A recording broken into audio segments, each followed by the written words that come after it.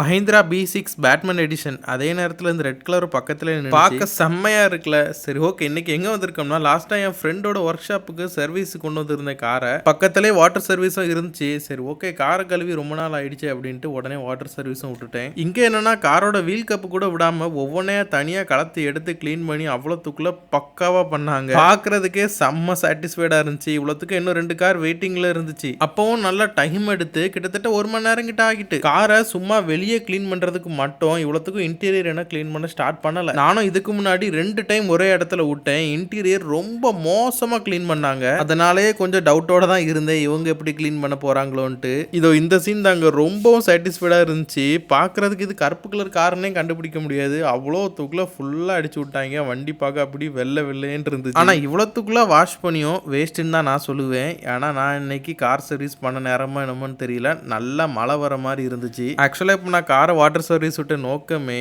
Car உள்ள clean பண்றதுக்காண்டி தான். ஏன்னா உள்ள ரொம்ப டஸ்டா இருந்துச்சு, அதனால தான். அதே நேரத்தில் கொஞ்சம் ஸ்மெல்லாகவும் இருந்துச்சு. சரி ஓகே, எப்படி க்ளீன் பண்ணி தர போறாங்கன்னு வெயிட் பண்ணிட்டு இருந்தேன். கடைசியில் கொண்டு வந்துட்டாங்க. ஆனால் ஸ்டார்டிங்கே கன்ஃபார்ம் பண்ணிட்டேன் இவங்க பக்காவை க்ளீன் பண்ணுவாங்கன்னு. ஏன்னா இந்த ரெட் லைட்டு கீழே இருக்கிற அந்த சின்ன இடத்த கூட விடாம எல்லாத்தையும் பக்காவா தொடச்சு எடுத்துட்டு இருந்தாங்க. அதே நேரத்தில் வீல் கப் இல்லாம என் காரும் பார்க்கறதுக்கு கொஞ்சம் டிஃப்ரெண்டா இருந்துச்சு. எனிவே பக்காவா க்ளீன் பண்ணி கொடுத்துட்டாங்க. கொடுத்த 500 ரூபாயும் ஒர்த்துன்னு தோணுச்சு. ஆனால் லாஸ்ட்ல நினச்ச மாதிரியே நல்லா மழை. பட் பரவாயில்ல, காரை வாஷ் பண்ணால் மழை பெய்யறதும் வாஷ் பண்ணாட்டி தூசி அடிக்கிறதும் நம்ம ஊரில் சாதாரணம் தானே.